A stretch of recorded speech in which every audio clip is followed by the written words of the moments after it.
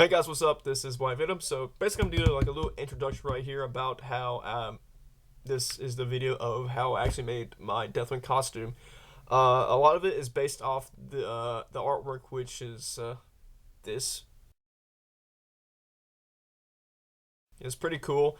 It's a very cool design. I liked it for a long time, so actually I wanted to make this version of Deathwing, and a lot of this stuff is actually based upon my inspiration. Actually, was based off Jessica Negri's Deathwing, so hers was so spectacular and like freaking awesome. So that's why I kind of really wanted to make this one to really test myself again, making this Deathwing to see how I actually can work something like this huge stature. So, um, yeah, I do hope you guys enjoyed the video. So I'm gonna do like a little, hopefully do a good audio commentary and some stuff tutorial on how actually an actual real tutorial on how to actually build all this stuff. So hope you guys like it.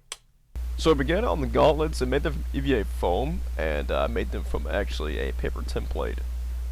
I pre-marked the gauntlet to show what and where the places of the external pieces would actually go, and I then later put on a lot of the magma pieces out of EVA foam on the gauntlet where I pre-placed them. I would then later go back and Dremel them down and heat gun them and heat treat them a lot to make them a lot look flush. Using styrofoam cones, I used them for the external spikes on the gauntlet themselves. I then used the Dremel tool to carve the styrofoam pieces down to make them more sharp. This is also how you become a snowman, because the shavings get freaking everywhere, so be mindful of that. As you can see, I used wood glue to actually treat and seal a lot of the edges on the styrofoam, but if you're an experienced cosplayer, you would actually use black warbler to make them a lot stronger than wood glue. And after a few more spikes, these gauntlets are done. Now onto the shoulder pieces. They are made from 1/4" EVA foam. The base of the horns are made from paper, wire, and pretty much just me rolling up pieces of paper on wire and taping them up with painter's tape.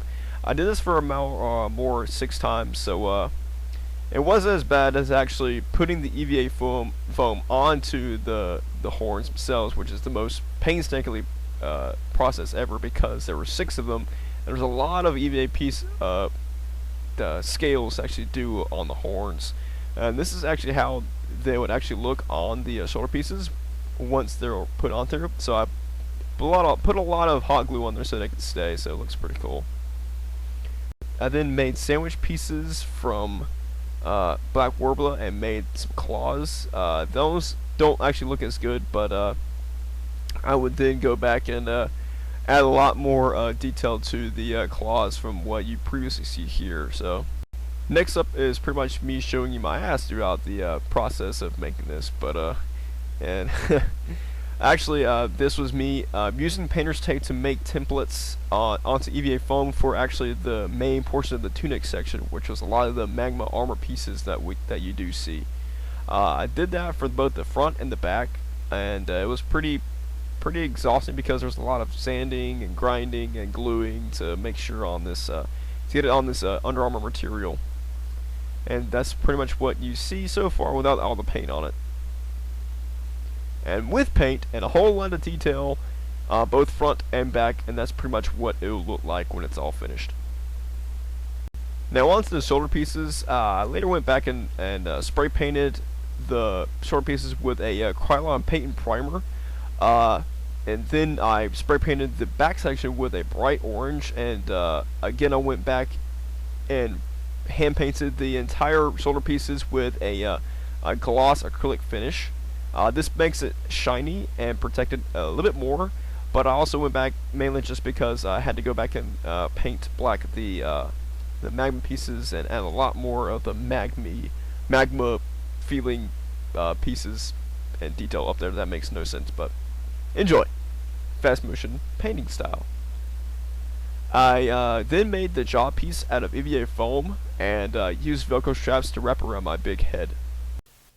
All right, hey guys, this is me right here, the Deathwing, the full on torso section right here, complete with the Gauntlet sections. Today, this right here, I'm going to talk to you about how to actually attach the shoulder pads. I looked a lot on Jessica Nigri's video to how she actually made her shoulder pieces. And since hers is a little bit different because hers was a female version and mine is, of course, the male, there was a lot of things I couldn't do and had to actually improvise. So what I did was I took another step from her video, is made these like little EVA foam pauldrons on my shoulders, and what they are velcroed into the cloth fabric, the stretchy Under Armour type material here on the tunic area, of course. And how I actually keep this on my shoulders, besides the Velcro, are actually straps, buckle straps that go underneath my armpit areas, and they just kind of crisscross each other underneath the entire tunic section, so they're hidden, which is really great because it both hides the belt sections right here when the shoulder pads are on, and it both hides that, so you can still keep all that awesome look right there. So of course you got some buckle straps here and here, and some Velcro just for extra security, and all the excess like strapping is at the rest where some more exit holes and everywhere. But do note, if you decide to do this type of thing where the straps going underneath or going like kind of snaking through the fabric, make sure you do sew them nice and good, because if you don't, the fabric will start to stretch because of how tight I do have the shoulder pads on, the shoulder pauldrons on my mannequin here, and as well as the fabric, because it does kind of stretch. So make sure you kind of reinforce that with some sewing. So now I'm going to actually show you how to put them on. Well, as you can see, here's the completed version of my shoulder piece, both the back piece and all of the detail. And underneath, as you can see, there's some support, because there's a very thin piece of EVA foam, so I actually had some support down there to make it more sturdy and not so flimsy it is kind of. So here's the two initial buckle straps here, and the Velcro that will go in here. So this will be the right side shoulder piece, so I'll show you how that goes. And that it goes click. Your first click on your inner piece,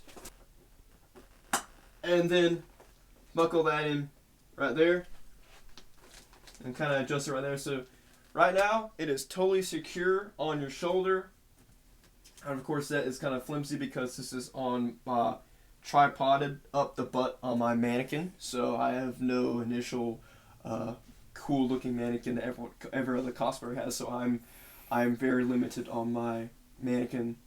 So that's the first shoulder piece. So I'll show you what the other one looks like. And as you can see, here are both the shoulder pieces on my mannequin, or this is how it actually look on my body once I have it all done. They fit great. They look great as the initial kind of art looks. So I hope you like this design, and we'll keep on going. I then worked on the belt section, which is right here. You can see I used a hot knife to work on the skull piece, which is on the main centerpiece of the skull.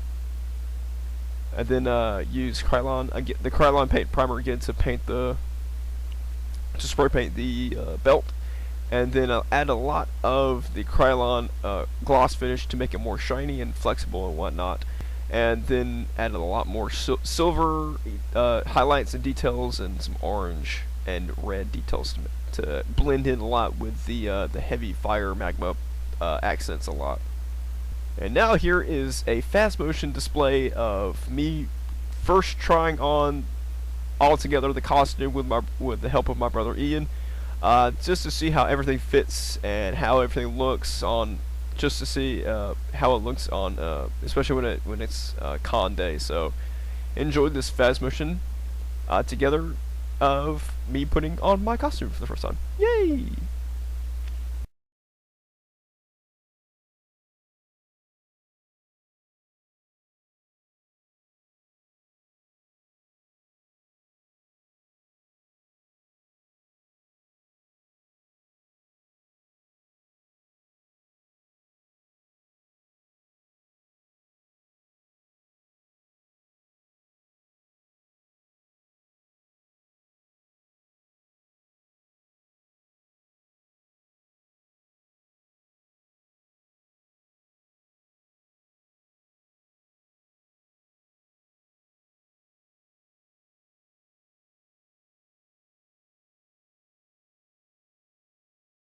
Hey guys, what's up? Here is the final look of Deathwing with all of it completed. It took very long time to make this, about a good month to make sure everything's all done and kind of how the artwork was supposed to look like, minus the wings, of course. So I made a cape instead. Made a cape.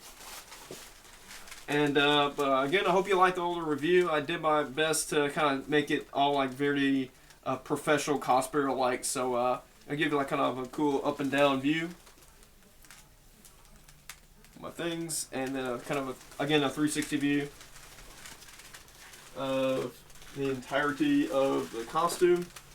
So yeah, cool. Again, I thank you guys a lot, and hope you enjoyed the video. Please like, subscribe, and comment. If you have any questions, comment down below. I'll do my very best to explain them to you. So again, guys, hope you liked it, and stay tuned for more. Yeah.